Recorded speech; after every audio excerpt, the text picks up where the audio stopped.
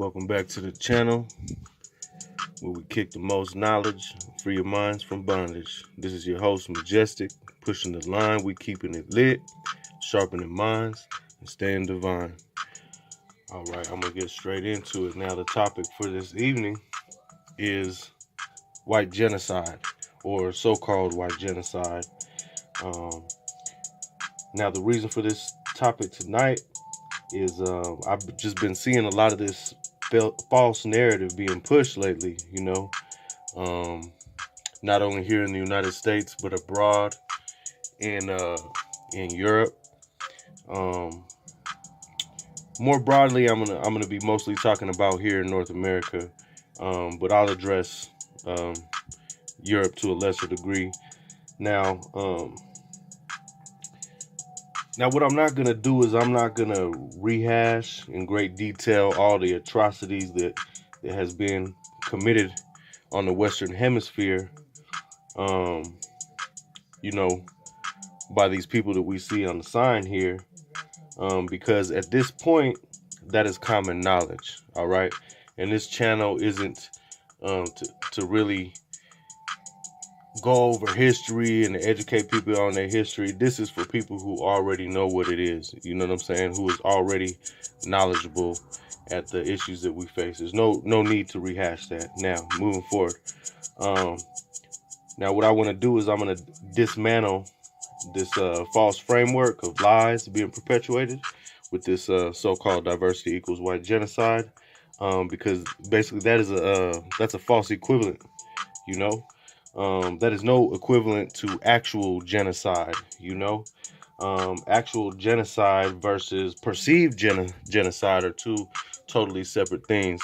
When your bitch is getting knocked, and motherfuckers is popping at your bitch and she giving up the goods and she over there having your baby, that is not genocide, man. That is you getting your bitch knocked, okay? And that's pretty much the root of the problem, is because they see the demographics of this nation that's only been around 200 plus years changing. But in all reality, this nation has always been of color, from Alaska to the tip of South America.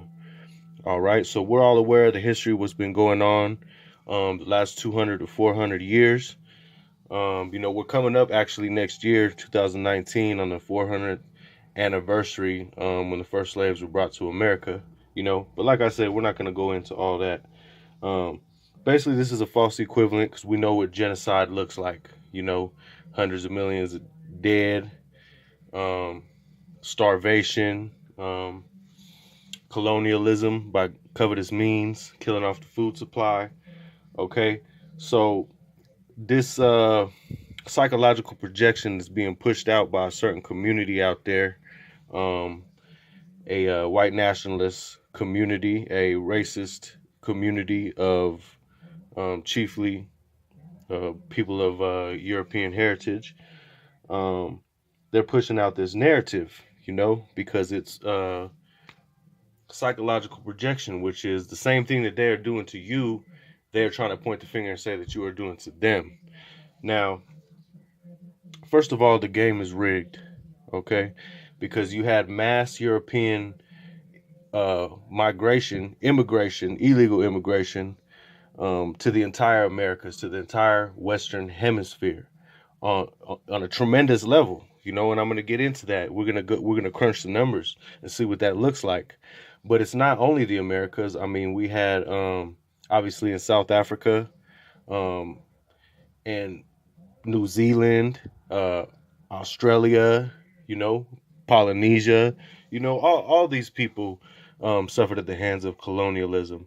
And now at this late date, people feel emboldened with the coward in chief, with the racist in chief in office right now. So, they feel like they got some wind in their sails right now. And so, what you got to understand is they don't want equality. They don't want democracy right now.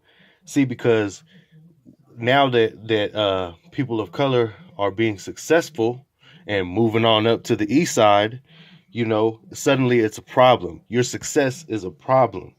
You see, equality is detrimental to these guys' existence right here that we're looking at in the picture. Democracy seems to only be valid if these people are the super majority. Okay? And I don't want there to be the false narrative that somehow they keep on saying, we're going to be the minority, we're going to be the minority. That's not true. You're something like 80% of the population. We're talking the United States, right? 80% of the population in the United States, correct?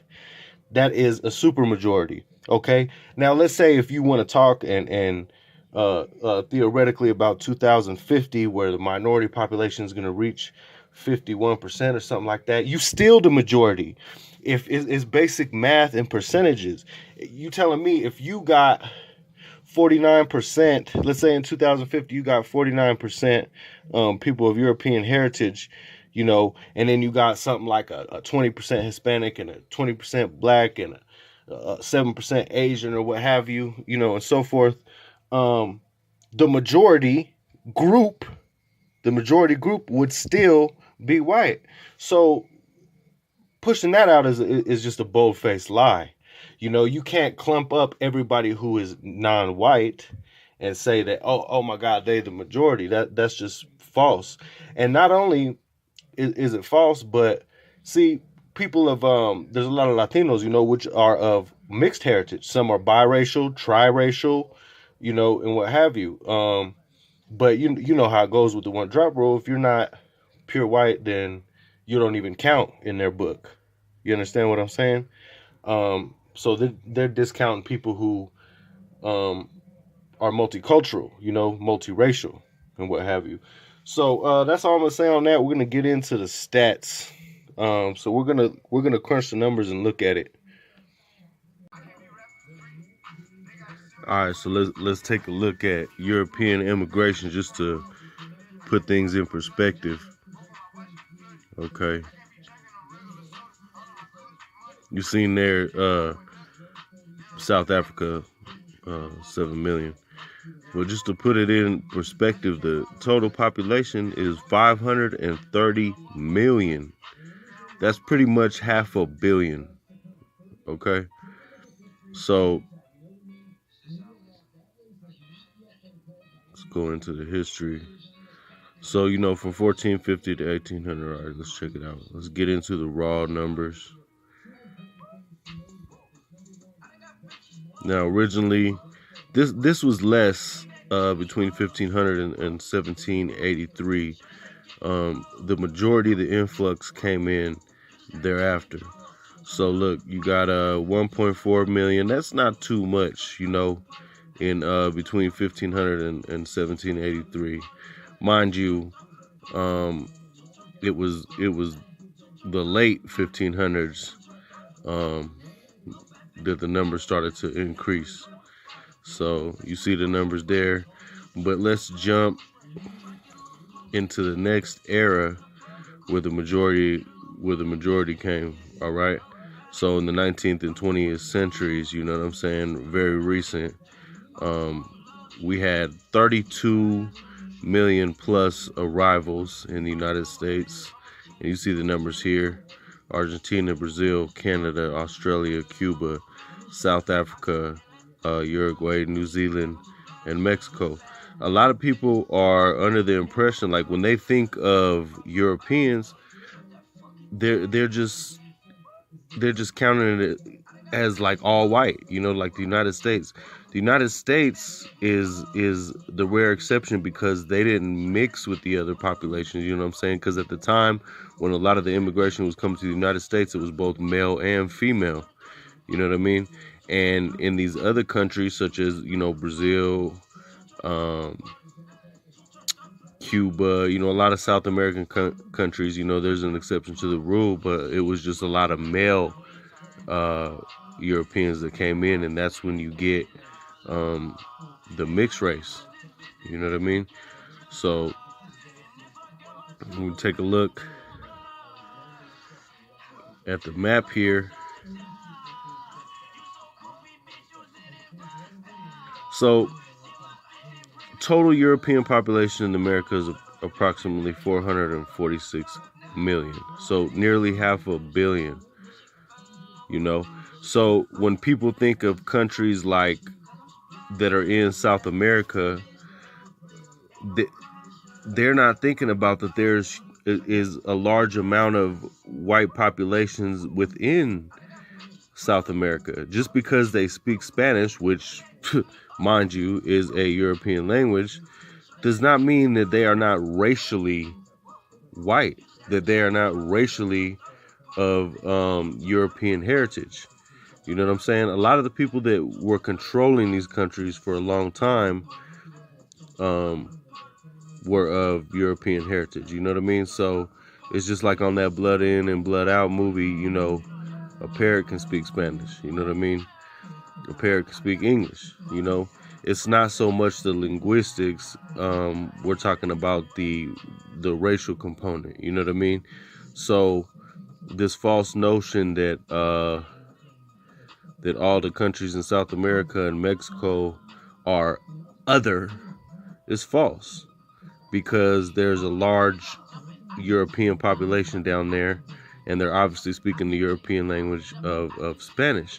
And the confusion comes into play when you categorize people by nationality alone. You know, that doesn't take into the account the actual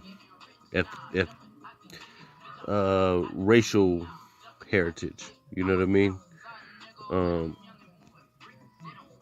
So that's just to point out that, you know, you have since from 1500 all the way up into the 1800s, all the way up until now, but you had the dredgers of Europe coming not only to the Americas, but other places across the globe too, you know, like South Africa, Australia, which was basically a prison colony, a British prison colony, you know what I mean?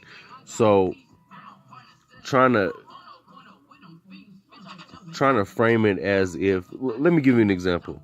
So when you set up, let's say Europeans set up a colony in the center of Africa, in the Congo, all right, and they've been there a short time, like 200 years, right? And then after 200 years, they have the audacity to be calling the people from all the surrounding regions illegal alien foreigners, you know what I mean, that are coming into their land. You know what I mean? How absurd would that sound? That's the same absurdity that's going on in the Americas, because they set up a white colony and by setup, you know the history. I don't need to go into it. You know, committing mass genocide, especially in the northern part of the Americas. You know, and then now being angry because the same native inhabitants of the continent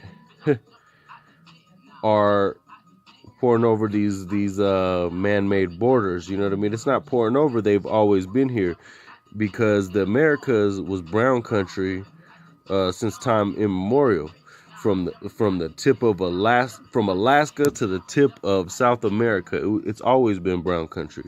So during this time, you have had, like I was showing you, 500 million Europeans. And actually, you know, let me be a little bit more clear, just so that my statistics ain't wrong and you don't get misconstrued what I'm trying to say. This map is showing basically the European immigration that was out of Europe and where they went and where they settled. This doesn't necessarily reflect the current situation, so I want to be clear on that. And that number 500 million, that would be overall, like, you know, including Australia, South Africa, New Zealand. But to give a more accurate, since we're mainly focused on the Western Hemisphere, but it's important because it's showing that they went all other places. But if we're just talking the Western Hemisphere, for example, the numbers I got here, As you can see, it would be 446,394,000, whatever, 446.3 million. Okay, plus. So that was the huge immigration from Europe to the Americas. Okay, so just so that I'm accurate, and I'll get the exact statistic as far as the racial makeup of the United States. I think I said 80%. I meant nearly 80%. I think it's like in the mid 70s something as far as what what the white population in the United States is. But I say that to say this is, when we're dealing with Latin America, so-called Latin America and the Caribbean, okay? At this time right now, we have a large population that is basically racially ambiguous, okay? And we also have a population that still sticks to their native heritage. You got indigenous population, a huge amount of indigenous people in places like, Bolivia, Colombia, Peru, Mexico. So it's not just black and white like that. You have a large pure European population in places like Argentina, Uruguay, and things like that. So it's a little bit more dynamic. It's not just black and white like it is a lot of times in the United States. Okay, there's a multitude of different people, and the reason that I'm pointing this out is because nobody is enslaving the white people into genocide and putting them to work in the fields. Nobody's kidnapping their kids and putting them in boarding schools and making them stop learning their language, and mass murdering them, like was done when the Europeans came over. So, history is gone. It's done. And we are in the current situation where we are now. Okay? But case in point, Latin America, like I says, you have like this, for example, in Venezuela, it's basically you have a mixture of populations. This was done because of history that was initiated by European mass immigration, and all those atrocities were committed. Fast forward, now we are where we are. Now we have certain areas that are racially ambiguous. You have a mixture of indigenous, European, mostly, from Spain and Portugal in this case, and African. Okay, the Africans didn't ask to come to the Americas on slave ships. The indigenous people have always been here.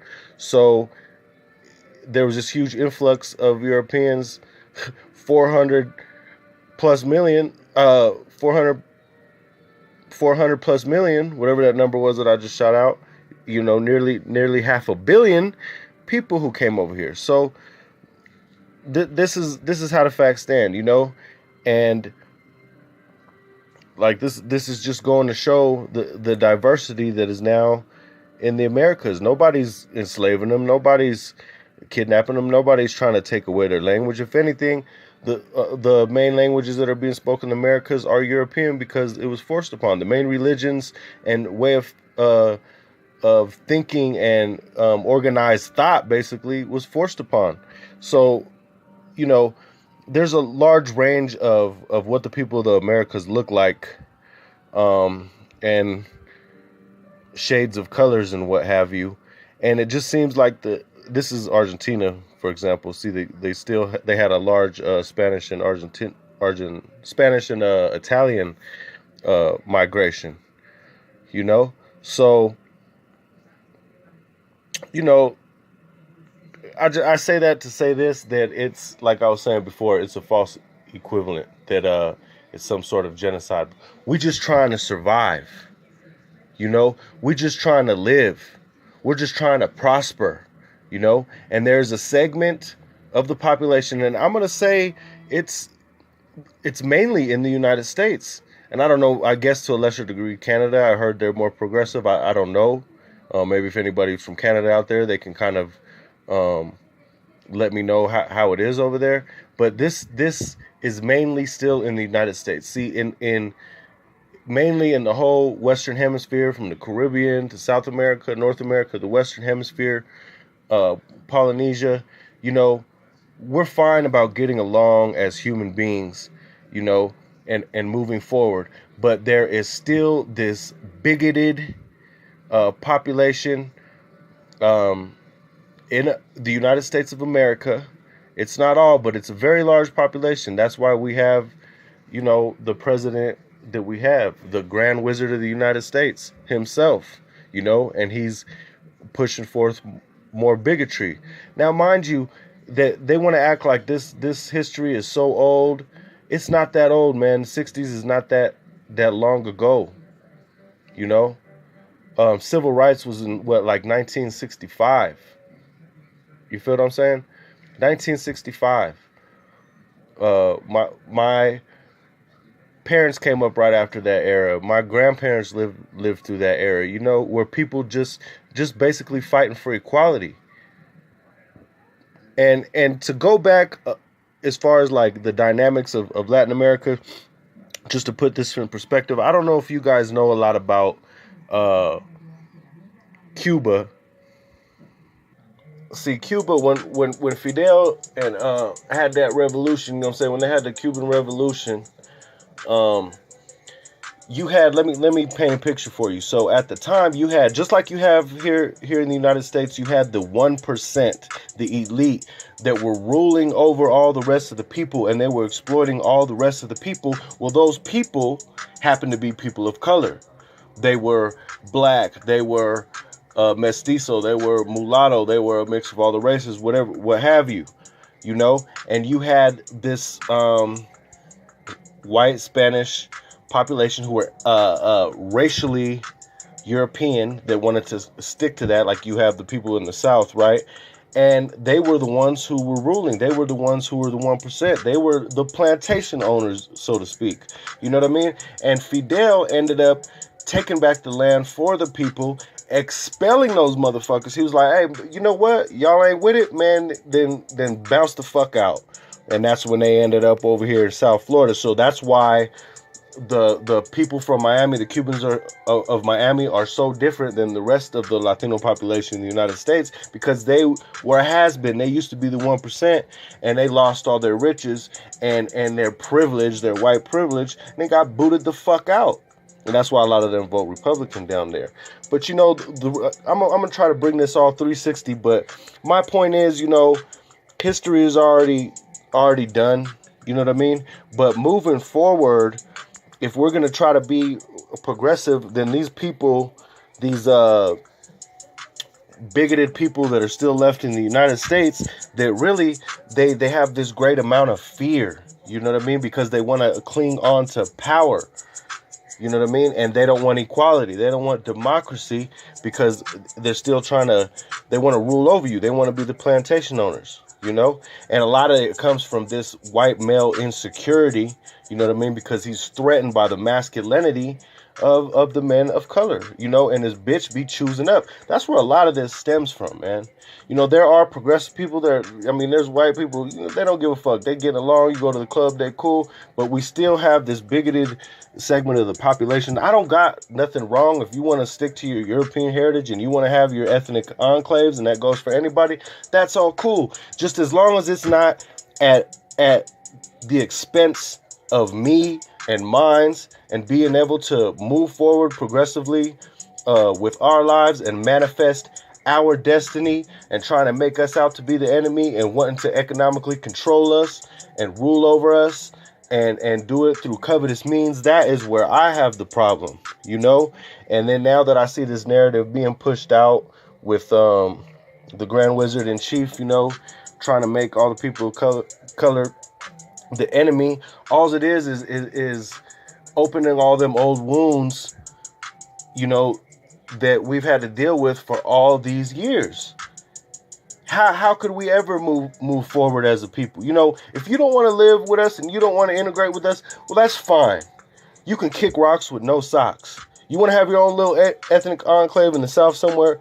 Okay, if you can't stand to live peaceably on the earth with other people of color in the Americas that was brown, originally from Alaska to the tip of South America, then why don't you take your ass back to your lily white paradise called Europe and have at it, man. Nobody's fucking stopping you. You know what I'm saying? Quit trying to put hell on the other people. You know? And I know I could already see some white boy coming up talking about, well, Europe is all got all these immigrants. You know what? That's Europe's problem. That ain't got nothing to do with us over here.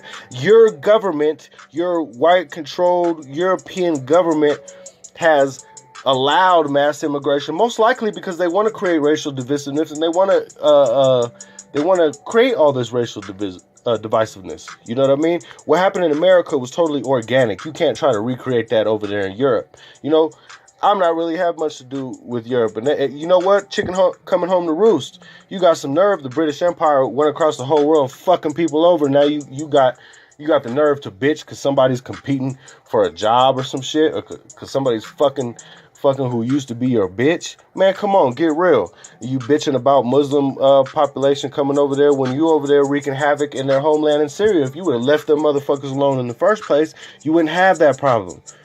Now, stop trying to be a goddamn colonialist. If you don't want to live peaceably on the earth, take your ass back to your lily white paradise and go save Europe. If not, then have your own little ethnic enclave. But don't try to blame all your problems on people of color, because we ain't your problem, man. If we wanted to and kicked up dust, we could set shit off. But people are honestly just trying to move forward. But people like Trump and the MAGA supporters and whatnot, they're hindering us from ever trying to move forward. A house divided cannot stand, okay? And that's all I'm going to say on this issue, man. Don't pay that shit no mind. It's a fallacy. And just to let y'all know, you know, my videos is not all about politics and all about divisiveness, divisive topics, I mean, or you know, racial topics at all times. But I felt the need to talk on this. Actually, my next video is going to be, I'm into conspiracies. I consider myself a conspiracy realist, you know. And my next video is actually going to be pretty much on mass surveillance, you know, the RFID microchip, the technocracy. So I'm going to have a video like that coming up shortly, you know. And I really want to make this channel to where we have dialogue, and to where the people on this channel bring something of substance, you know. That is my goal. Not a whole bunch of bullshit and bickering, you know. Let's bring something of substance, you know, to add to the conversation, not take away from the conversation. You know, that's what I strive for. But, you know, if you want to get, I'll roast your ass too at the same time. But that's what I strive for, is to have something of substance, you know, on this channel. So yeah, man, check out my videos. I'm gonna start rolling them out and stuff like that. And I hope to get an intellectual crowd, you know. And that's what I'm aiming for, you know. Iron sharpens iron.